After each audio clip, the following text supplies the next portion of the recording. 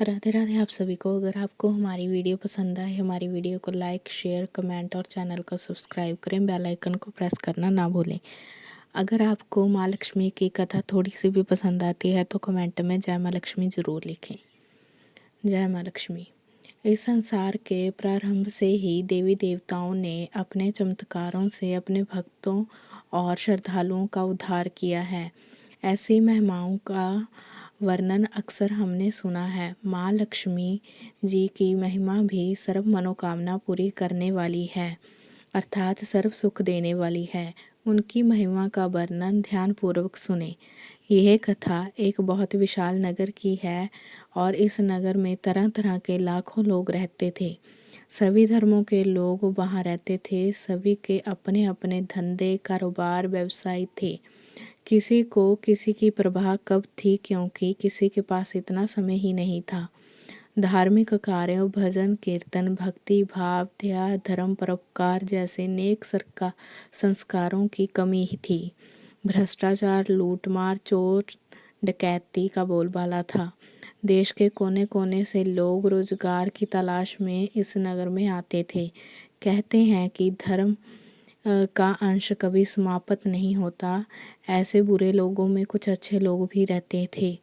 इन अच्छे लोगों में बिमला और उसके पति की गृहस्थी भी चल रही थी और उसके पास जितना धन आता जाता है उससे पाने की लालसा बढ़ती जाती है।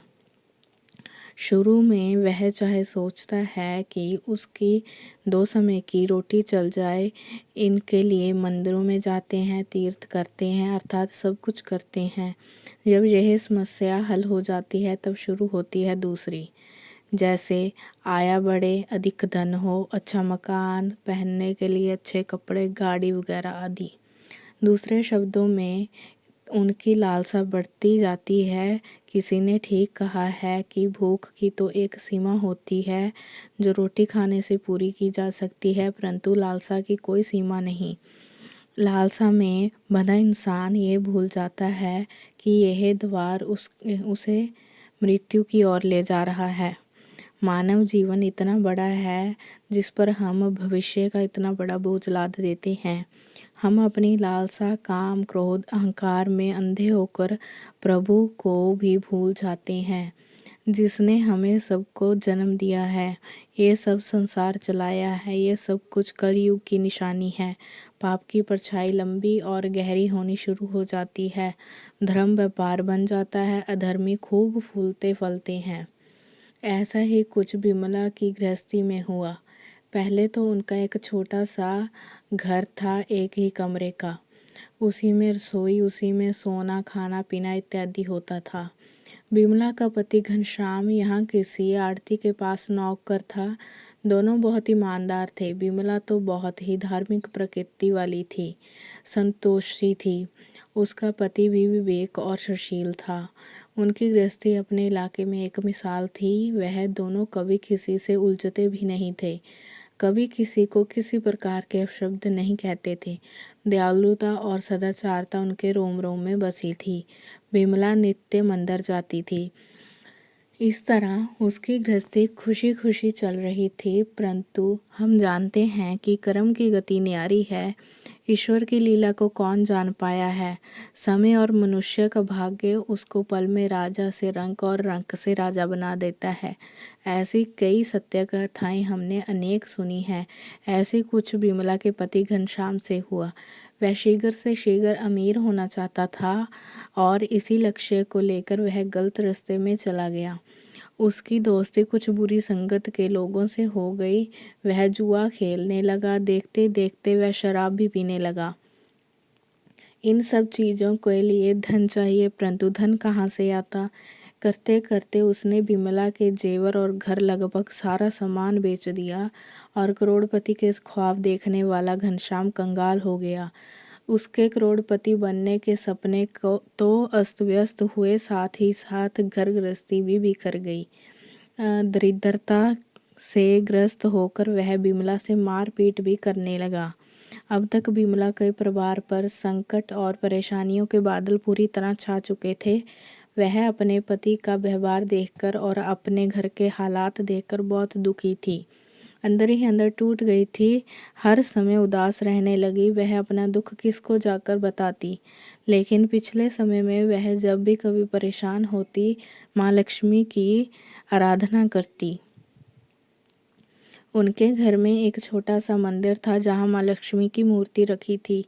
बिमला बहुत ही सुशील और संस्कारी थी। उसको पति के बर्ताव से बहुत दुख हुआ, किंतु वह सब कुछ सहन किए जा रही थी। कहते हैं कि रात के पीछे दिन होता है और दिन के पीछे रात, सुख के पीछे दुख होता है और दुख के पीछे सुख। इसी बात को धार मानकर और इस पर विश्वास रखकर बिमला श्रद्धा के साथ प्रभु भक्ति में लीन रहने लगी। उसका अपने प्रभु में विश्वास नहीं टूटा।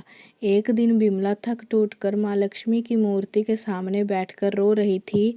माँ ने उसकी आंखों में टपकते आंसू देख लिए थे। उसके हृदय का दुख भी जान लिया था। बिमला रोई जा रही थी, साथ में माँ लक्ष्मी की पूजा करे जा रही थी। वह कह रही थी, माँ लक्ष्मी मुझे बचा लो। मेरे और मेरे घर की हालत क्या हो रही है।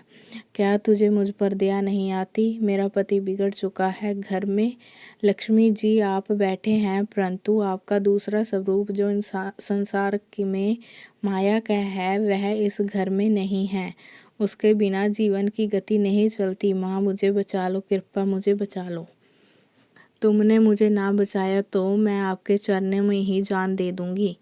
अब तो यही मेरा अंतिम निर्णय है। यह कहती हुई वह माँ लक्ष्मी की मूर्ति के आगे गिर गई। तभी किसी ने द्वार पर दस्तक दी। बिमला के अंदर जाने कहाँ से अनजानी शक्ति आ गई। वह माँ लक्ष्मी के चरणों से उठकर अपने घर का द्वार खोलने चली गई और सोच रही थी, मुझ गरीब के घर इस समय कौन आया होगा। घर आया अतिथि का सत्कार करना चाहिए। और संस्कारों वाली ऐसी बिमला ने खड़े होकर घर का द्वार खोला। देखे तो सामने एक माँ जी खड़ी थी। उम्र में वह कुछ बड़ी थी। उनके चेहरे पर अलौकिक तेज था। उनकी आंखों में से मानो अमृत बह रहा हो। उनको देखते बिमला के मन में उद्धार हो गया, शांति छा गई, क्योंकि उनके चेहरे से करुणा और प्यार झलक रहा था। उनको देखकर बिमला के रोम रोम में आनंद सा छा गया। बिमला ने माँ जी को आदर सहित भीतर आने को कहा। बैठने को बिछौना भी दिया। आसन ग्रहण करने के पश्चात माँ जी ने बिमला से पूछा, क्यों मुझे पहचाना नहीं। बिमला ने कुछ हिचकिचाहट के साथ कहा, माँ आपको देखते ही मुझे बहुत खुशी हुई, अपार शांति भी मिली। ऐसा महसूस हो रहा है शायद जैसे जिसे मैं ढूंढ रही थी वह मिल गई हो, पर मैं आपको नहीं जानती, ना ही पहचानती हूँ। माँ जी ने हंस के और प्यार से कहा, क्यों मुझे भूल रही हो। हर शुक्रवार माँ लक्ष्मी जी के मंदिर में भजन कीर्तन होते हैं, तब भी तो हम वहाँ मिलते हैं। जब से पति ने गलत रास्ता अपनाया था, बिमला ने मंदिर जाना भी छोड़ दिया था। वह किसी से मिलती भी नहीं थी, यहाँ तक कि किसी से नज़रें मिलाने में भी संकोच करती थी। तब माँ जी ने प्यार से कहा, तुम लक्ष्मी जी के मंदिर में कितना मधुर संकीर्तन करती थी, भजनों से सभी का मन मोह लेती थी। अब तुम वहाँ दिखाई नहीं देती। तुमसे मिलने और तुम्हारा हाल जानने में खुद चली आई। माँ जी के मुख से इतने प्रेम भरे शब्द सुनकर बिमला का हृदय गदगद हो उठा, क्योंकि जिस हाल में बिमला रह रही थी उस हाल में माँ जी के करुणा भरे शब्द जैसे रोते बिलखते बच्चे को माँ की गोद। बिमला की आंखों से आंसू भर आए। माँ जी के सम्मुख बैठकर बिलख बिलख रोने लगी। और ये बात देखकर माँ जी ने बिमला से पूछा, क्या हुआ बेटी। ये संसार तो सुख और दुख का संगम है। सुख और दुख तो धूप और छाँव की जैसे होते हैं। धैर्य से काम लो बेटी, बता तुझे क्या दुख है। इतनी बात सुनकर बिमला ने अपनी अवगति की पूर्ण कथा माँ जी को बता दी। बेटी, कर्म की गति न्यारी है। हर इंसान को अपने कर्मों का फल तो मिलता है, इसलिए तुम अधिक दुखी मत हो। अब तुम अपने बुरे कर्मों का फल भुगत चुकी हो। अब तुम्हारे अच्छे दिन आने वाले हैं। तुम तो माँ लक्ष्मी की भक्तनी हो। माँ लक्ष्मी जी तो प्रेम और करुणा का अवतार हैं। यदि तुम अपने मन की शांति अथवा गृह गृहस्थी चलाने के लिए लक्ष्मी जी को प्राप्त करना चाहती हो तो वैभव लक्ष्मी जी का व्रत करो। इस व्रत के करने से तुम्हारी मनोकामना पूरी हो जाएगी और तुम्हारे संकट दूर हो जाएंगे। भैवम लक्ष्मी व्रत सुनकर विमला के चेहरे पर अचानक चमक आ गई। वह पूछने लगी, कैसे किया जाता है, आप मुझे बता दो, मैं अवश्य करूँगी। माँ जी ने बताया, बेटी ये व्रत बहुत सरल है। अगर इसे पूरे शास्त्रीय तरीके से और पूर्ण विधि विधान से किया जाए तो लक्ष्मी जी की अपार कृपा से घर में सुख संपत्ति हो जाती है।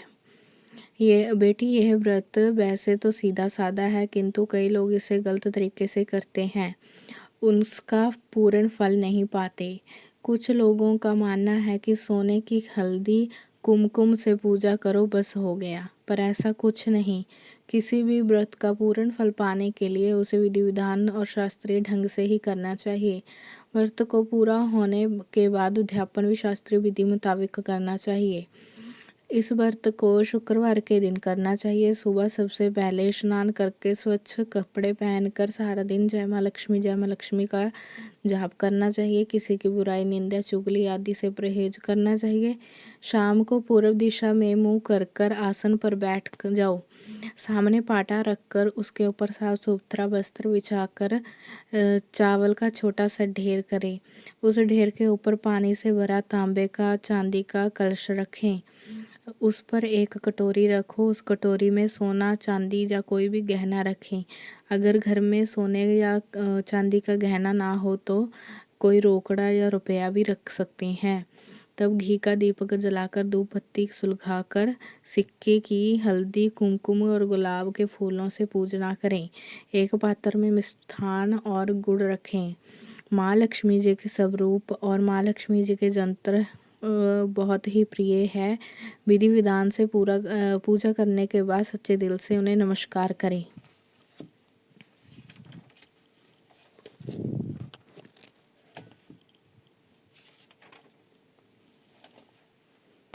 उसके बाद लक्ष्मी स्तवन की स्तुति करें और लक्ष्मी चालीसा का पाठ करें।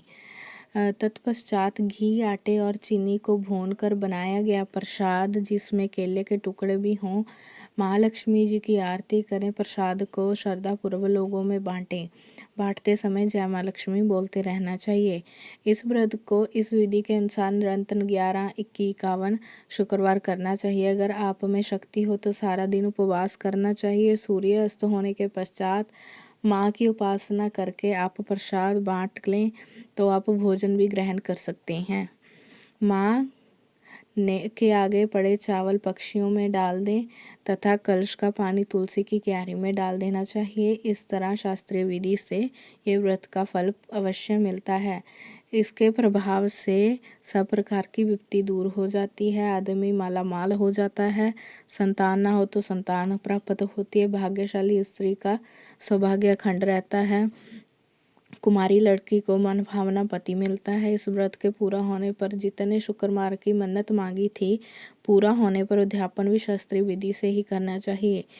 विधि में माँ जी ने बताया, आखिरी शुक्रवार को खीर अथवा नैवेद्य रखो। हर शुक्रवार की तरह पूजा विधि करनी चाहिए। पूजन करने के बाद नारियल फोड़ो। 7 छोटी कन्याओं को घर बुलाकर कुमकुम का तिलक लगाकर प्रसाद दें। उन्हें उनका मनपसंद भोजन खिलाएं। उसके बाद लक्ष्मी व्रत की महिमा बताएं और लक्ष्मी माता की एक एक पुस्तक भी अवश्य बांटें। इस दिन और मित्रों, संबंधियों को भी अपनी श्रद्धा और समर्था के अनुसार पुस्तक बांटनी चाहिए। इसके बाद धन लक्ष्मी स्वरूप भैवम लक्ष्मी रूप सभी की छवि को मन में बसाकर उनसे अपनी मनोकामना बोलकर शीघ्र ही पूरे होने की महिमा बतानी चाहिए।